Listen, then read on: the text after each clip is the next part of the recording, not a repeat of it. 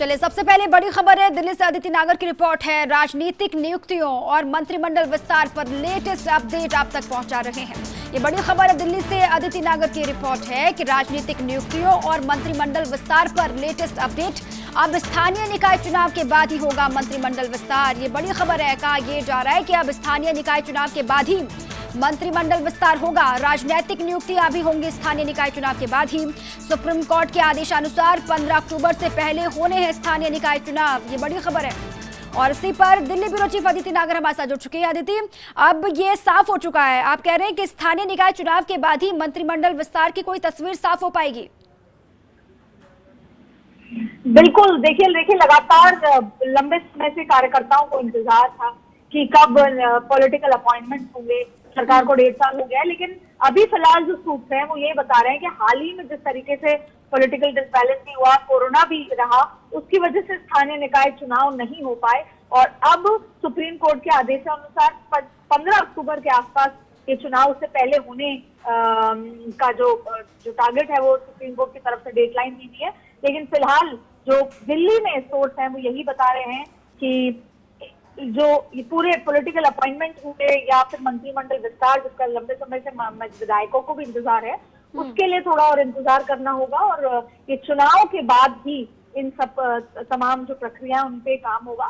देखिए, आपको ये भी अपडेट दे दें कि फिलहाल भागीदारी की बात लगातार कांग्रेस करती है और इसीलिए जो कार्यकर्ता जिन्होंने चुनाव में, राहुल गांधी की रैलियों में या कांग्रेस की विचारधारा को ग्रासरूट लेवल तक ले जाने का काम किया है, उनमें से कई विधायकों का कई कार्यकर्ताओं का नाम चयनित किया गया है और ऐसा करते करते लगभग 1 लाख से अधिक ऐसे विधायक हैं जिनको सत्ता में भागीदारी दी जाएगी। डिस्ट्रिक्ट लेवल के जो अपॉइंटमेंट है, पॉलिटिकल अपॉइंटमेंट, उसमें उनको भागीदारी दी जाएगी, सत्ता के साथ वो काम कर सकेंगे। उसकी एक लिस्ट है जो सोनिया गांधी के पास चली गई है, क्योंकि वो काम लंबे समय से जो प्रभारी रह चुके थे अविनाश पांडे और विवेक बंसल, उनकी पूरी टीम लगातार ये काम कर चुकी थी। तो एक वो लिस्ट है जो दिल्ली में पेंडिंग है, जिस पे काम चल रहा है और जल्द ही उन पर भी नियुक्तियों का काम होगा। डिस्ट्रिक्ट लेवल पे करीबन 1,30,000 से ज्यादा कार्यकर्ताओं को भागीदारी मिलेगी। लेकिन यहाँ पर मैं आपको एक और अपडेट यही देना चाहूंगी कि जो पॉलिटिकल अपॉइंटमेंट है या जो मंत्रिमंडल विस्तार है, और ये बार बार माना जा रहा था कि जिस तरीके का उठापटक देखने को मिली है उसके जस्ट बाद ये बदलाव होगा। देखिए, सबसे पहले आपको बदलाव देखने को मिला पीसीसी चीफ में, उसके बाद आपको प्रभारी बदले गए। अब इन पे जो नए प्रभारी हैं वो वापस से कोरोना के चलते वो आज दिल्ली वापस आ गए, लेकिन अभी उनका एक लंबा दौरा राजस्थान के लिए होगा। वो डिस्ट्रिक्ट लेवल पे या संभाग स्तर पर जाएंगे, मिलेंगे, वापस से एक बार वो परफॉर्मेंस देखेंगे। अशोक गहलोत जो मुख्यमंत्री हैं उनसे बातचीत करेंगे।